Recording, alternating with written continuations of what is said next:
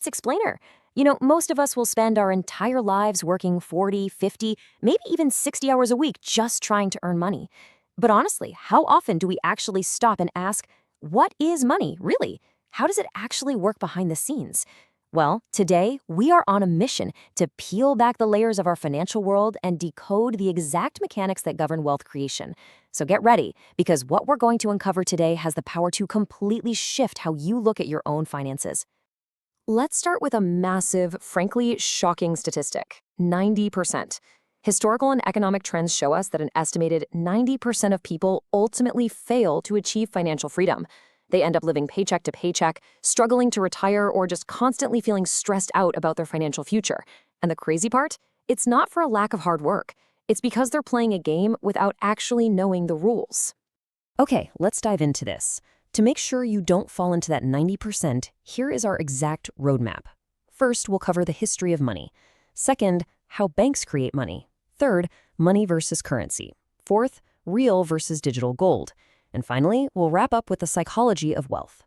Part 1, the history of money. To really understand wealth, we have to peel back that first layer of the onion and look at what money actually was at its absolute origin.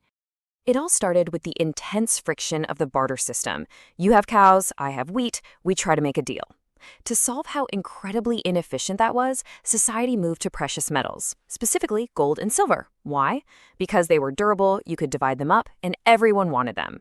But obviously, carrying heavy bags of gold around is dangerous and super inefficient, so we naturally evolved to paper currency.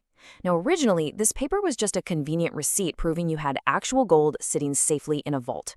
It was a strict representation of wealth, not the wealth itself. But as we'll soon see, that vital peg between paper currency and actual gold, it's been entirely severed. Which brings us to part 2, how banks create money. Let's peel back the next layer to reveal the hidden, honestly misunderstood mechanics of our modern financial system. And this brilliantly illustrates exactly how the system works. When you deposit money into a bank, it doesn't just sit safely in a vault waiting for you to come back. Under a system known as fractional reserve banking, the bank legally only holds a tiny fraction of your deposit. They lend the vast majority of it right out to someone else. And when they do that, they're quite literally generating new money out of thin air. The original amount still shows up in your account balance, right? But the loaned money now exists in the borrower's account too. This multiplier effect expands the money supply constantly. And spoiler alert, it is exactly why your cash relentlessly loses its purchasing power over time. Let's move on to part 3, money versus currency. Now that we know how the system operates, we absolutely need a complete paradigm shift in how we define things. We tend to use these two words interchangeably every single day, but in the financial world, they are entirely different concepts. Currency is the paper in your pocket or the digits you see in your checking account. Because banks and governments can print literally endless amounts of it, currency continually loses its value to inflation. Money, on the exact other hand, holds intrinsic value. It's a genuine store of wealth that maintains its purchasing power over centuries. The cash you earn from your job, that is just currency. The wealthy know this, and their absolute primary goal is converting that depreciating currency into actual money as quickly as possible. Part 4, real versus digital gold. Let's shift our focus to how we can practically store that wealth in today's world. To protect our purchasing power today, we look to 2 primary pillars. First, real gold. This represents historically proven, tangible assets. Think physical precious metals, hard commodities, and real estate, things that have survived centuries of economic crashes and wars. Second, we have digital gold. In our modern era, this represents high-quality digital assets, scalable businesses, and robust investment portfolios that protect your wealth in the digital age. But here's the key takeaway. Both of these categories represent assets that infinitely outperform just holding on to depreciating cash. Which leads us perfectly into part 5, the psychology of wealth. We've reached the absolute core truth of our explainer. It's time to get into the actionable mindset of the wealthy. Now, what's really interesting about this slide is that knowing what to buy is only half the battle. Look at this. A staggering 93% of people lose money in active day trading. Only 7% actually succeed.